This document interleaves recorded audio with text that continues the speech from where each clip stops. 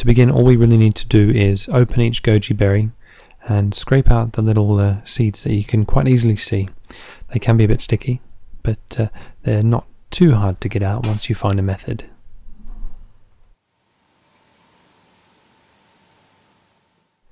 The first method that I tried was using the back of a butter knife to scrape the seeds out.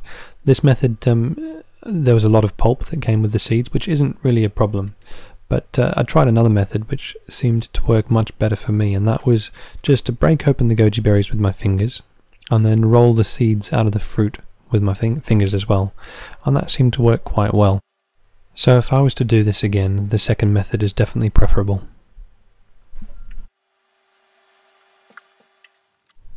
And this is what the seeds look like when we're done. They're very small. They can still be stuck to a little bit of berry, but that's not really a problem. Next, we simply need to drop a few seeds into a soil of some sort in a small pot. I'm using a soilless mix, which is just cocoa coir and some perlite. So I'm just making a little hole. I'm dropping a few seeds in. They're quite easy to pick up on the tip of your finger. Just dropping them in the hole and then covering it up.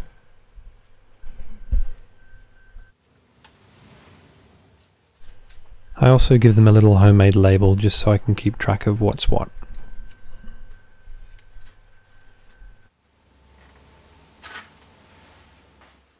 And then we just need to put the pots in a warm spot. So I often use the top of my grow light, which can be quite warm but not too warm. But if you have a heated propagator, you'll get much better results and the seeds will come up much more quickly. So I'm actually using both.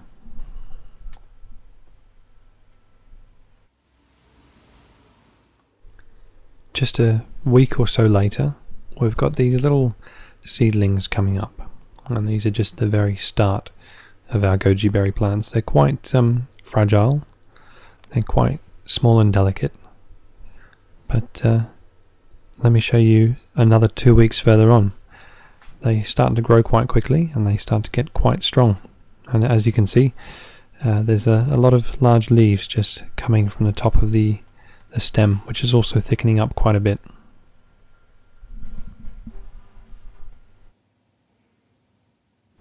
At this point, because they're quite crowded, I like to give them a little bit more space, so they can be easily just uprooted just by pulling very, very gently, and the root will come out smoothly and easily.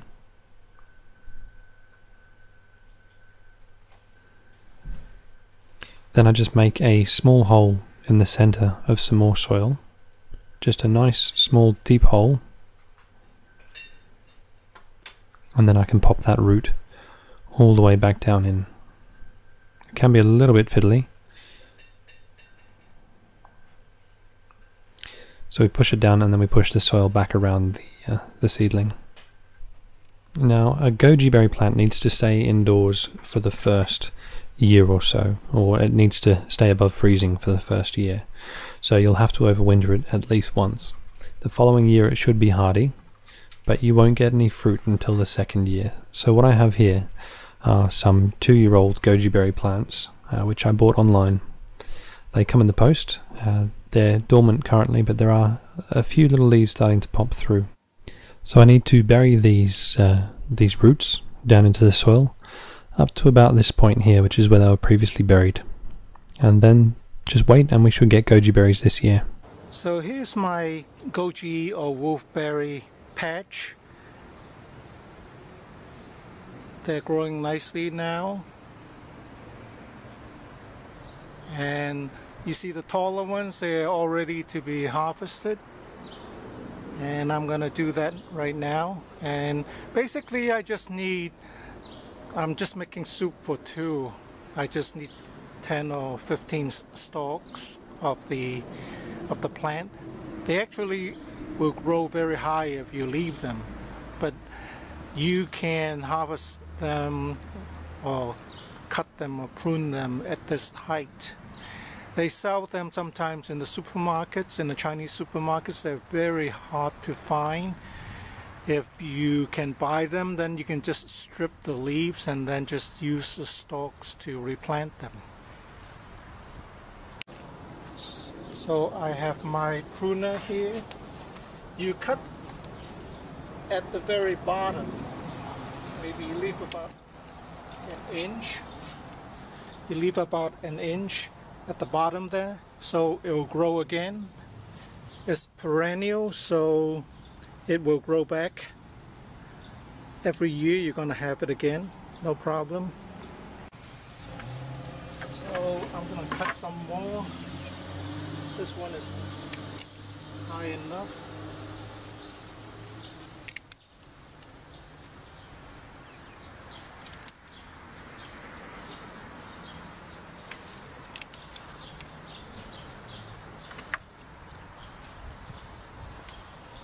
So you just need like 10-15 stalks like that to make soup.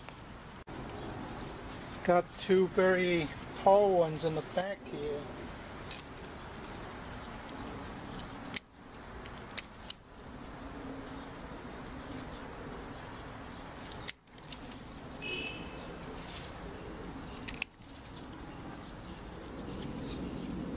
You don't want them to grow too tall. Then the leaves become kind of tough. You don't want the leaves to be tough. So here's my bucket here with the goji leaves.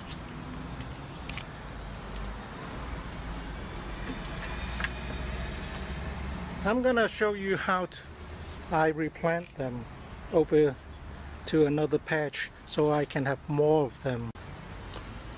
So what do you do with the stalks? You basically pull off the leaves.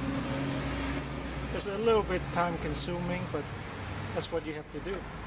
Pull off the leaves, and then the stalks, you can replant them, or you can actually use the stalk in your soup too. You basically need at least 5 to 10 stalks to have enough leaves to make your soup. So that's one. Sometimes the stalks themselves have some thorns, and you have to be careful you don't prick yourself. These are very tender. The leaves are not old. If you wait too long to harvest them, then they become very tough. So these are the stalks I'm going to replant. I have planted some of them last week, and I'm going to show you how to plant these stalks, these two that I just stripped. It's basically very simple.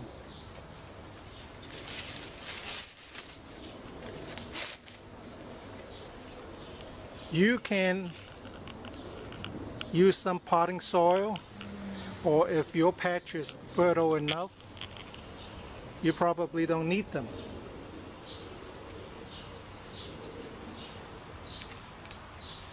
So you basically dig out your trench, and then you just stick them in there and bury it. And firm up the soil around so it won't fall down.